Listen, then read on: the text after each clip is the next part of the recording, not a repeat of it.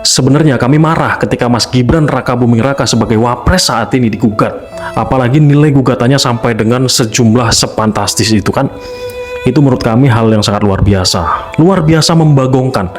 Jadi begini, power sosial media yang dilakukan oleh Bapak Jokowi sepanjang beliau menjadi presiden sampai dengan purna tugas saat ini, itu luar biasa kan powernya.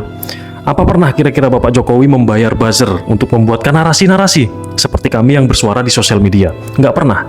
Tidak ada satu fakta pun terjadi pembayaran terhadap influencer. Tidak akan bisa ditemukan data itu. Kami menantang nih kepada orang-orang yang menuduh Bapak Jokowi itu paling banyak buzzernya.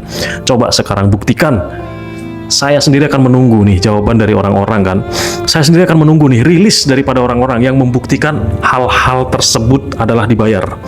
Yang kedua teman-teman, ketika Bapak Jokowi disakiti, maka akan lebih banyak orang yang akan membela. Kenapa membela? Karena rasa cinta. Kenapa rasa cinta? Karena jasanya bisa dirasakan secara nyata. Siapa yang nggak pernah lewat jalan tol? Kemudian siapa yang tidak tahu Blok Mahakam? Siapa yang tidak tahu Blok Rokan? Siapa yang tidak tahu PT Freeport di Papua? Siapa yang tidak tahu ribuan sekolah-sekolah sudah dibangun? Siapa yang tidak tahu jutaan rumah-rumah sudah dibangun? Hanya orang-orang yang munafik yang tidak bisa mengakui hal itu. Munafiknya karena kepentingan politik.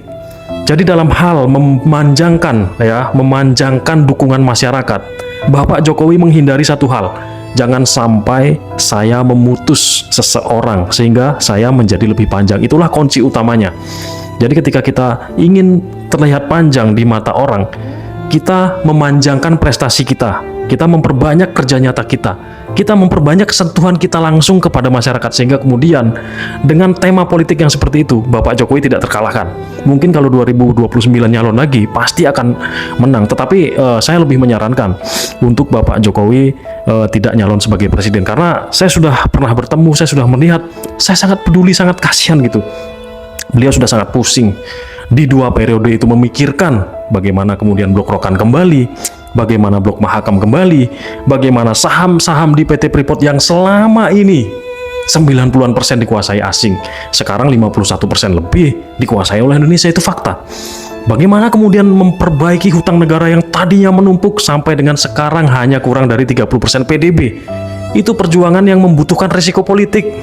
Ketika Bapak Jokowi mengirim menteri ke Papua sana, kemudian menterinya kembali, berat Pak, berat.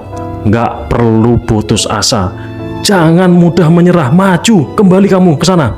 Akhirnya menteri itu berangkat lagi, kembali lagi menteri dengan mengatakan, Bapak gagal, mohon maaf Pak, saya takut Pak, ABC, nanti risikonya gini. Nggak usah kamu pikirkan risikonya, Jokowi yang nanggung risiko politiknya. Jokowi siap mati untuk negeri ini.